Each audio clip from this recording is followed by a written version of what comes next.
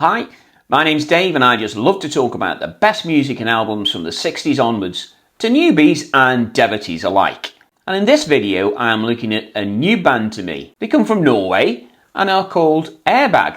They play music that has beautiful melodies and emotional landscapes, mixing old and new progressive rock styles. The songs have big impressive guitar parts, dreamy keyboard sounds and deep lyrics about life and meaning. More on the band in a moment, but first, if you would like to know when new videos are released to the channel, please click on the subscribe button. So, the band were formed in Oslo during 1994 and have released 5 albums so far. Asel Tostrup plays acoustic guitar and sings the lead vocals. Bjorn Riis is lead guitarist and sings vocals as well. Jørgen Hagen is on keyboards. Anders Hovdan plays bass. And Henrik Fossum is on the drums. The lineup has been unchanged since 2009. Classic Rock magazine described them as Coldplay doing Pink Floyd covers. And indeed they did start life out as a Pink Floyd tribute band. And those that like Floyd will recognise some of those themes in their songs, but they also cite Porcupine Tree as another influence. Other bands that have been named as helping guide their sound are Aha, and more significantly, Talk Talk. Norwegian music press described the sound as art rock, whilst others have likened them to elegiac ambient prog, similar to Stephen Wilson's Blackfield. Their first proper album came out in 2009 on Charisma Records called Identity and received some really positive reviews. They followed that up in 2011 with the sophomore album All Rights Removed, and that came out again and got positive press. But in a few quarters, queries were raised that they had become too similar to Pink Floyd. We'll be looking at the 2013 album The Greatest Show on Earth in this video.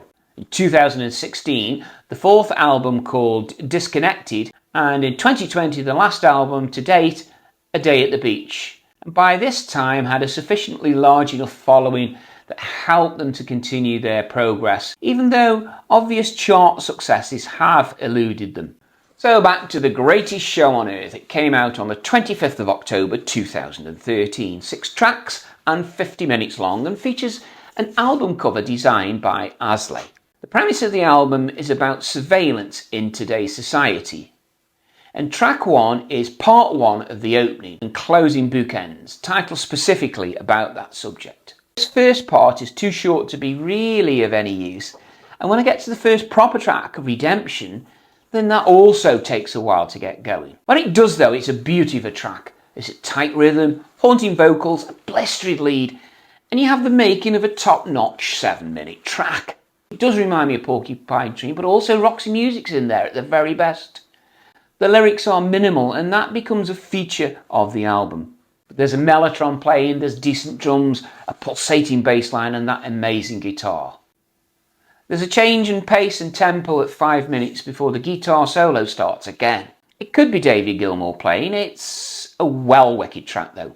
Silence Grows takes up the baton next, and again, it's a little light on the lyrics, which is fine as long as they say enough. I think they do on this track. But this slower ballad is all about the music really, and there's a steady build-up and atmosphere until a big guitar solo is unleashed and there's a Hammond organ sound sweeping away in the background. The guitar lead has been such a feature of these opening tracks so far, and it's a clean sound that seems to suit the band so well. This is a very enjoyable journey so far. Call Me Back is an 11-minute track starting with a loose sounding guitar before that mellotron kicks in to help fill the background. Such a beautiful sound. It's a slow-paced track this time, opening with an acoustic guitars. There's an ethereal feel as gradually the band come in, but it's more gentle this time. The lyrics are sung slowly and deliberately, and there is a lengthy guitar solo in it yet again. Not complaining though. It's lovely and atmospheric and feels so like something Pink Floyd would have done. And whilst I have mentioned that a few times now, it is one of these occasions where imitation is a sincerest case of flattery. A real highlight on the album, and straight away I want to play this one again.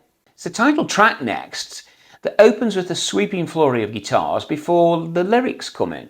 They speak of troubles with insecurities in life, but the lyrics seem superfluous, as it's the music again, and especially that lead guitar, that dominates.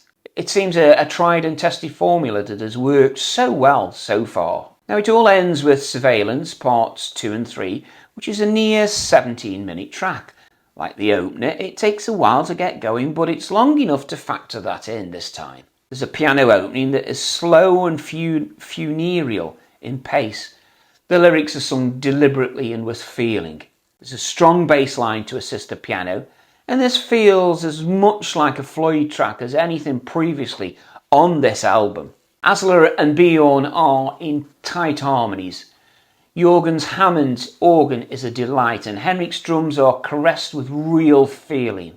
It has a comfortably numb quality to it, but it is unique, and that is really where those comparisons should end, as this is a grand finale to this record.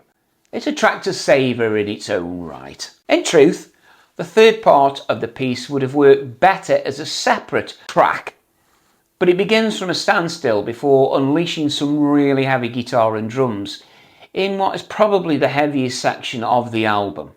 When looking to sum up, the likeness to Floyd is clear, but that is where it should start and end. The band have created a strong and powerful progressive rock album that is extremely listenable to. It's a very interesting album, relying more on the music than the words, and I really have liked listening to it. I would rate the album an 8 out of 10 and recommend adding it to your collection, I really do. So there you have it. These are my thoughts on the greatest show on earth by Airbag from Norway. Let me know yours in the comments below. I hope you found this video interesting. If you did, please press the like button. And if you'd like to support the channel further, details are in the description box below. On screen now is a link to a reaction I did for the first of a track from a Riverside's album, ID Entity. That was a very good album as well. But thanks for watching this one, and until next time, I'll see you later.